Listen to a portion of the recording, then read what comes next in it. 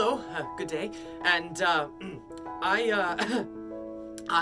Wyn Aralar, would like to take a moment of your time to talk to you about, tournaments today, here on Caddock's Castle.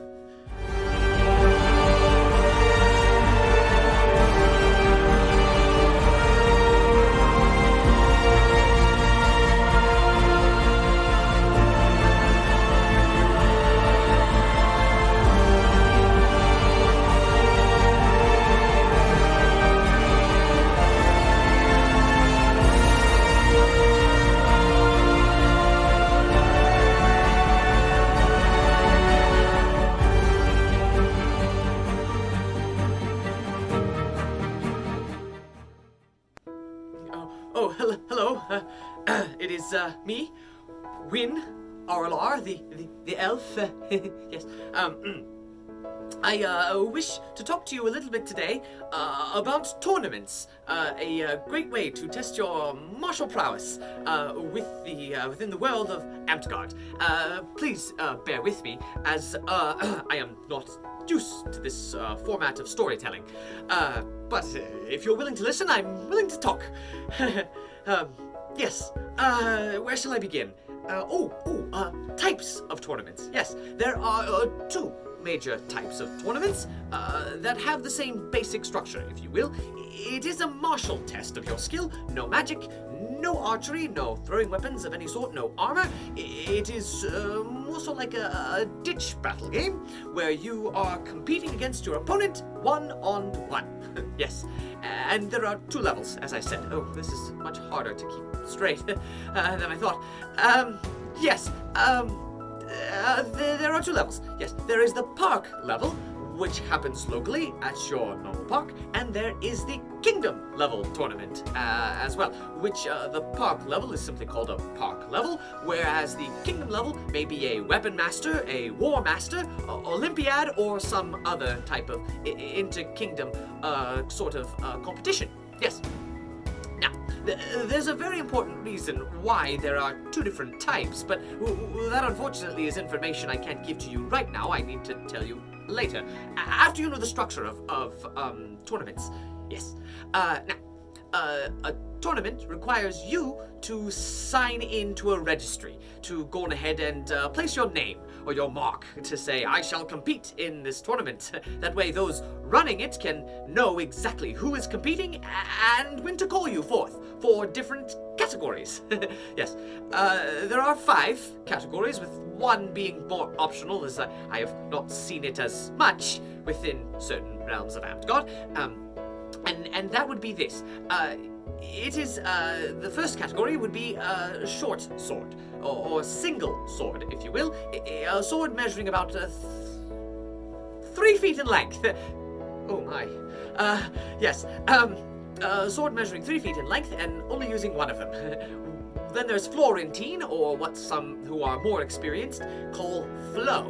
The Florentine fighters use 2 swords measuring 3 feet in length. Yes. Now I think about it, that may not be right. Oh, well, 3 feet in length is the form, even though if I may not be able to show it with my hands. Yes. Now, the next category would be sword and board, which would be a sword and shield, as it is called within our game, sword and board. Yes, within our realm of Amtgard. And there is great weapon, which would be anything of a great sword or a polearm or other sort of thing, if you will. Now, that one I've seen kind of intermingled between other forms of combat. And then finally, the last one, which is open, which is where you have competitors of all sorts of different weapon combinations fighting each other. Some are sword and board versus Florentine versus great weapon versus single sword, all of them showing off their prowess with their given type that they do enjoy. Now, when you sign the registry, you do not necessarily need to sign for all of them. Only that which you wish to sign up for. And if there is no differentiation, simply let those running the tournament know I do not wish to participate in whatever category you do not wish to participate in, and they will definitely make sure that you are respected in your choices. Yes. Then there stands this. Once you've signed up for the tournament in the registry, your name will be placed into a ledger. That ledger will then allow you to compete with other people in the tournament. You'll winners moving forward and losers, unfortunately, not moving forward. Those who move forward are able to move down the line, much as other sports and competitions. Yes, winners moving forward until the last person who wins is declared the winner for that particular category.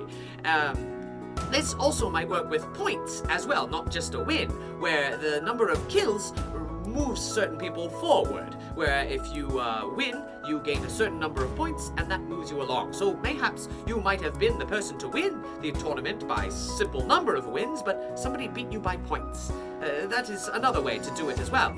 Then there is one point of contention, if you will, which is that if there is a tie. If a tie is there, then, well, those combatants simply fight within that given category. I believe that should be every... Oh, I've completely skipped the beginning part and the end part. What a funny story to switch them. The point being that, remember how I said there are the park level and there is the kingdom level tournaments, yes? Now, the park level tournaments and the kingdom level is a great distinction because of this, a ladder award called Order of the Warrior. Now, the Order of the Warrior is an award given to those who show themselves true through martial prowess. They win a tournament, or I believe at the first level it is the 3 consecutive wins in a specific category. You don't need to win the category, you just need to have 3 specific wins, and that can be an Order of the Warrior for you. Or battlefield prowess for the first, I believe it is 4 Orders of the Warrior. You see, if you get 10 Orders of the Warrior, you actually can get a masterhood in it, and it is a title called the Warlord. You are a master of physical fighting prowess, and that might also grant you another title of knighthood. Once the knights confer, and there's a bit more to it than just getting an award and then claiming knighthood, as knighthood is a very special thing, a thing that is held in high revere within the realms of Amtgard, and not everyone gets it right. Now, the point being that once you go on ahead and get your Orders of the Warrior, you can do so at your park tournaments, only up to a certain level. You see, you've only been fighting those in your local park, those who might not have a diversified skill set and know how you fight every week, I should say. But a kingdom level is different, bringing a wider group of people together, and in doing so, a different level of skill in fighting, martial prowess for you to test yourself against. Thus, why it's very important to have some sort of delineation for the Orders of the Warrior. Also, there is another non-ladder award for those who wish to participate within the actual tournament called the Griffin. Now, the Griffin is not in every kingdom, mind you. It's not necessarily within your book, if you will, the book of rules, if you will, and the book clearly delineates how the Orders of Warriors should go, but not the Griffin, because that is special to each individual kingdom, whether or not they wish to have it. And certain kingdoms that do will grant you a Griffin for noble and chivalrous and honorable combat. An opponent drops their sword and you do not strike them because they need to have their weapon in their hand, giving them a moment to compose themselves before the fight continues. That would be a great way to earn your first Order of the Griffin, if your kingdom does have such a thing, indeed. And also makes a great story for you because you are noble and have given your opponent a great moment to compose themselves. I would gladly answer any more questions that you have about tournaments, but until such time as we do converse, I wish you that all your stories are beautiful and delightful and entertaining to hear. May your stories always be captivating. Yes.